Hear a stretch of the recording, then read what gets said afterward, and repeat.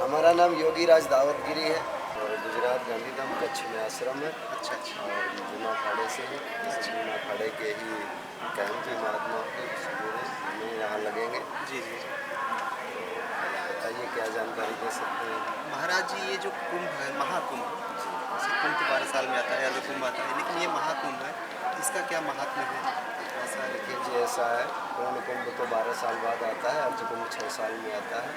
लेकिन कुछ ऐसा महासंयोग, कुछ ऐसा नक्षत्रों का और कुछ ग्रहों की स्थिति ऐसी बनी है जो 144 सालों बाद ऐसा कुछ संयोग मिला है, इसलिए इसका बड़ा महात्म्य है। जो भी आप यहाँ आए और कुंभ में दिया हुआ दान, किए हुए स्नान सभी बड़े फलदायी और पुण्यदायी होते हैं। जी इसलिए बड़ा सौभाग्य है हम सबका, महात्माओं का, भक्तों का, जी कि हम यहाँ हैं इस पावन धरा पर, संगम की मेले की पुष्पन्न भूमि पर जो है अपने किए गए पापों का प्रायश्चित करते हुए और अपने एक नए जीवन विश्व मंगल कामना के साथ जो है यहाँ सभी महात्मा पहुँच चुके हैं और स्नान की तैयारियाँ चल रही हैं। जी और बस आप देख ही रहे हैं कि अभी भी थोड़ा बहुत जो कमी है जी। 1-2 दिन में लगभग पूरी हो जाएगी और सब दिनों चेतन करके सारे महात्मा अपना है।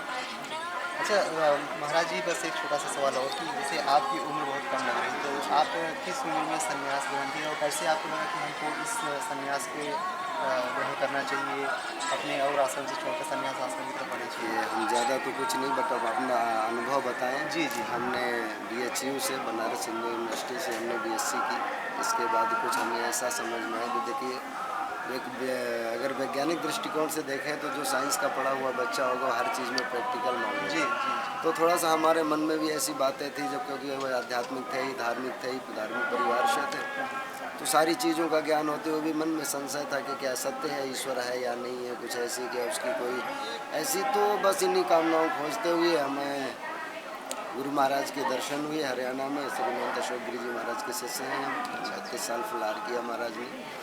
तो वहाँ आए, जब गुरुओं के पास रहे और कुछ चीज़ें मिली तो ऐसा महसूस हुआ कि नहीं, कोई एक ऐसी ऊर्जा है, कोई शक्ति है जो संचालन कर रही है। तो बस आनंद तब से सब कुछ छोड़ करके आज हमें इसमें आए हुए 19 साल 20 साल जैसा हो गया। नहीं, कभी ऐसा नहीं लगा महाराज जी कि जैसे आप इस आश्रम, मतलब कि यहाँ से जुड़ रहे हैं, संस्था से जुड़े हैं, परिवार कैसा, आपके परिवार वगैरह से कुछ ऐसी बातें हुई हों? जब सन्यासी ले लिया तो फिर हमारा तो यही परिवार है, जितने शिव भक्त हैं वो हमारे भाई हैं और जो भी गुरु पीर हैं, और ये सब यही अपना है। माता पार्वती, पिता महेश्वर, बंद शिव भक्त बांधवश्च, यही अपना सब परिवार है। तो आश्रम के पहले आपके परिवार में कौन कौन, माता पिता भाई? हाँ, 2 भाई 2 बहन थे, सबकी शादी हो गई थी, भाई की भी शादी थी।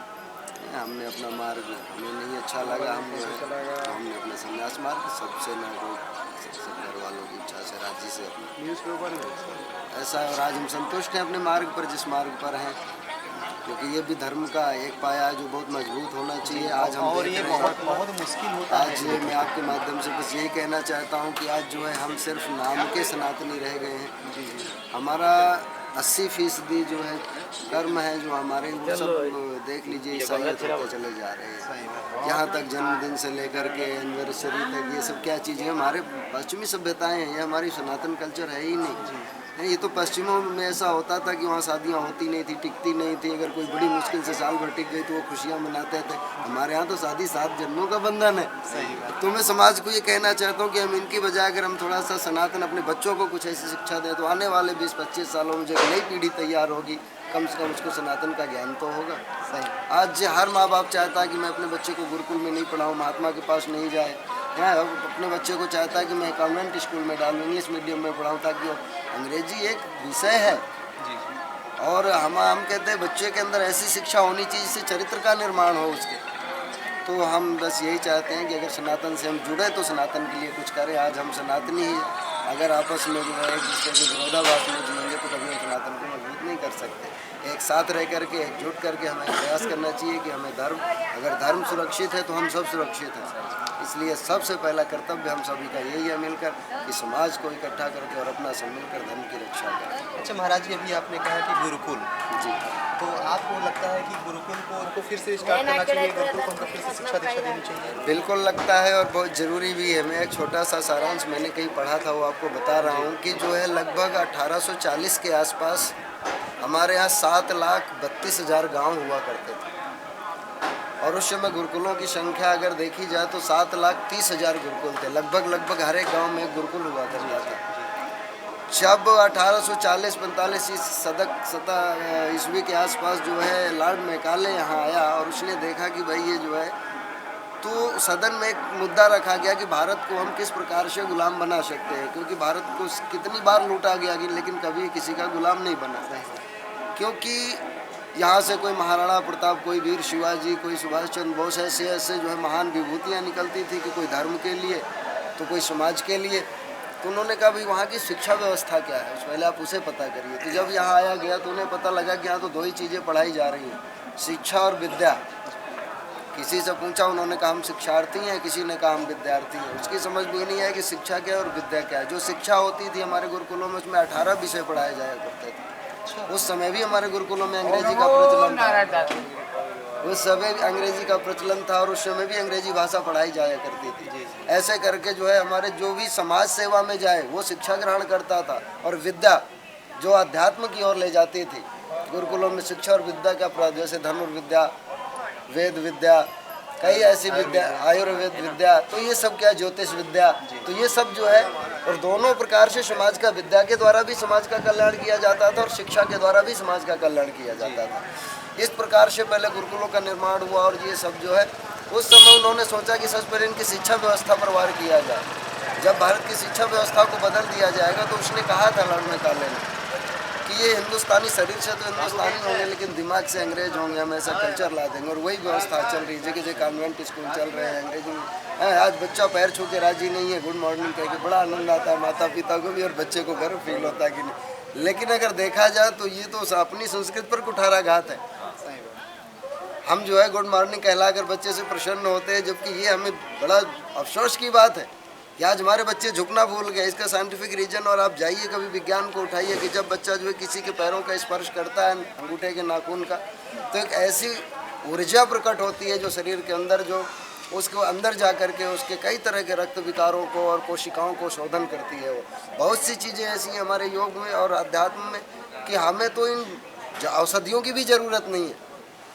हमारे खान पान और अगर हमारे सब व्यवहार जो हमारे सनातन में ढंग है, अगर हम उन नियमों से, उनकी दिनचर्या से पालन करें तो शायद मैं कहता हूँ कि इससे बड़ा स्वास्थ्य के लिए कोई और विज्ञान हो ही नहीं सकता। योग एक ऐसा विज्ञान है कि जिसके माध्यम से पूरे शरीर, जीवन को ही नियंत्रित किया जा सकता है।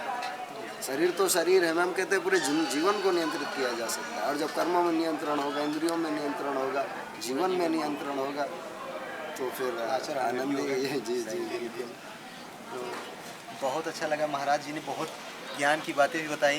महाराज जी एक प्रश्न और, कि जैसे आजकल आपने बताया पाश्चात्य संस्कृति को अपना रहे हैं, बहुत से लोग ऐसे कह रहे हैं कि जो हिंदू देवी धर्म में ये जो हिंदू शास्त्रों में जितनी भी बातें कही गई हैं, जो शास्त्र हैं या फिर जो देवता लोग हैं, इन सब के विषय में बोलते हैं कि सब पाखंड है, झूठ है, साइंस सबसे आगे है। इस पर क्या कहना चाहेंगे? देखिए, विज्ञान भी जो वेदों का विशेष ज्ञान है उसी से विज्ञान निकला है। विज्ञान कहीं कोई टपक कर नहीं आया। जो भी शोध होते हैं ये वेदों में पहले से वर्णित है। और जिस आज अपभ्रंश क्या है, आज हम संस्कृत का ज्ञान ही नहीं है। जिस भाषा में वेदों का लिखा गया है या जिस भाषा में, आज उसका किसी को ज्ञान नहीं है, व्याकरण की शुद्धता नहीं है उसके पास, जो वो पढ़ा ही नहीं है वो तो आज अंग्रेजी पढ़ रहा है। जिसने जैसा अनुवाद करके बता दिया। हमारे हिंदी में आपने सुना होगा अनेकार्थी शब्द होते हैं, एक ही शब्द के अनेक अर्थ होते हैं। कहाँ पर किस जगह कौन सा अर्थ प्रयुक्त होगा ये हमें जब हम पूरा वाक्य पढ़ेंगे तब समझ में आएगा।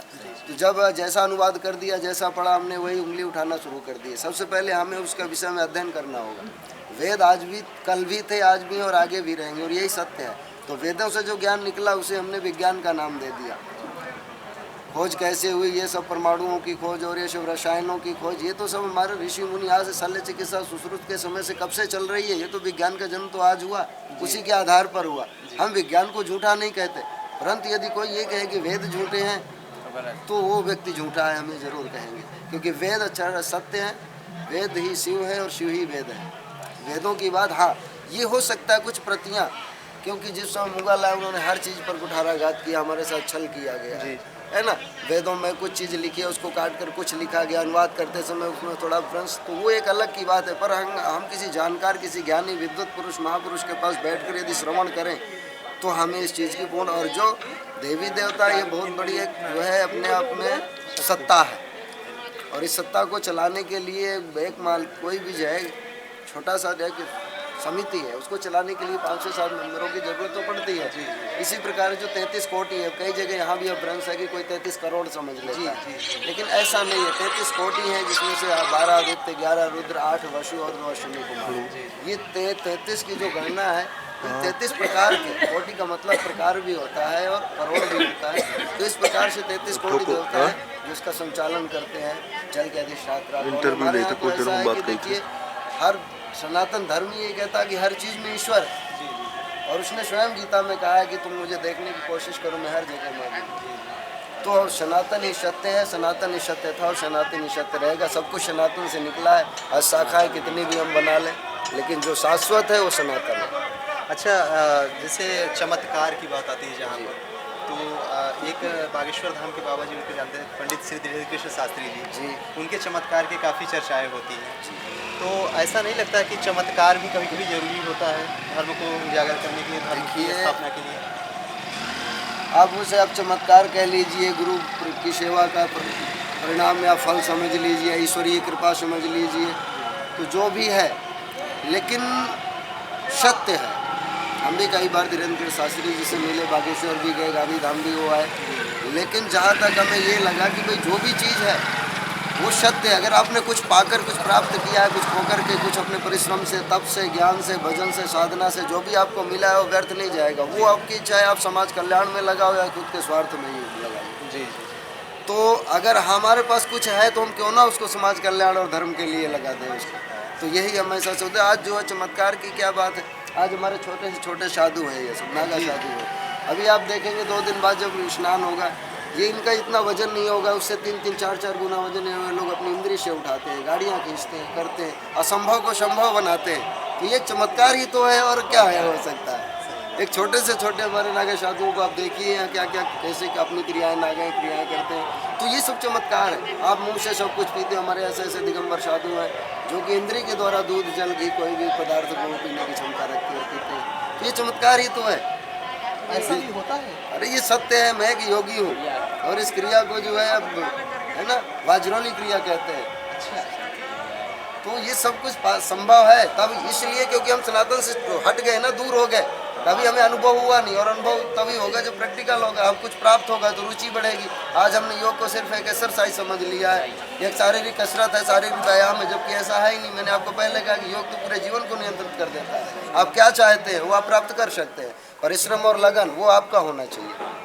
तो अंत में और महाराज जी आपसे प्रश्न पूछना चाहेंगे, जितने भी हमारे सनातनी हैं, मैं कोई हिंदू या फिर किसी जातिवाद में नहीं जाऊँगा, जितने हमारे सनातनी भाई बहन, उन सबको एक होना चाहिए कि नहीं? बिल्कुल एक होना चाहिए। बहुत से जब तक हम एक नहीं होंगे तब तक जो है पूरी तरह से हम इसको मजबूत नहीं कर किया जा सकता। और इसलिए हमारा सबसे आग्रह है कि हम जितने भी सनातनी हैं तो एकजुट होकर के रहें और एक साथ रहें, धर्म की रक्षा के लिए सब तत्पर रहें। समाज में जैसा हम लोग सनातनी हैं, जैसा हम व्यवहार और जो हमारे आचरण होंगे आगे आने वाली पीढ़ी को एक उदाहरण के तौर पर, तो हम इसीलिए कहना चाहेंगे कि सबको एक होना बहुत ज़रूरी है। आज का समय ऐसा चल रहा है कि हर तरह से हमारे धर्म पर, सनातन पर कुठाराघात हो रहा है, वो कहीं से भी हो। इसलिए जब तक हम एक होंगे एक तो हमारा कोई कुछ नहीं कर सकता और अपने धर्म की हम रक्षा कर सकते हैं। परंतु जब हम टूट जाएंगे तो उसका जो है फ़ायदा कोई भी ले सकता है। सही। और अच्छा लगा आप सब लोगों को मिलकर के, आपसे वार्तालाप करके, आपसे सीखने को जो चीज़ें, नई नई चीज़ पता चली हमको कि क्या क्या होता है, हठ योग में क्या होता है, कुछ में क्या होता है। ये हमारे लिए तो एक प्रकार से न कहीं हम पढ़े थे न कहीं सुने थे। मेले के बाद आप आइएगा, अगला टेंट है अपना, उस टेंट में हम आपको धुना चेतन होगा मिलेंगे। तब हम आपको योग के विषय में कुछ इंटरव्यू वगैरह आपको जो लेना होगा, हम बैठ के आराम से फिर आप जरूर तो बिल्कुल ईश्वर आपकी कामना सफल करे। आज के इंटरव्यू में हमने देखा कि महाराज जी से क्या क्या चीज़ें जानकारी मिली, क्या क्या चीज़ें हम और आगे जानेंगे। इसके लिए बने रहिए हमारे चैनल पर। हम आपसे जल्दी मुलाकात कराते हैं हमारे साधु से। सीताराम।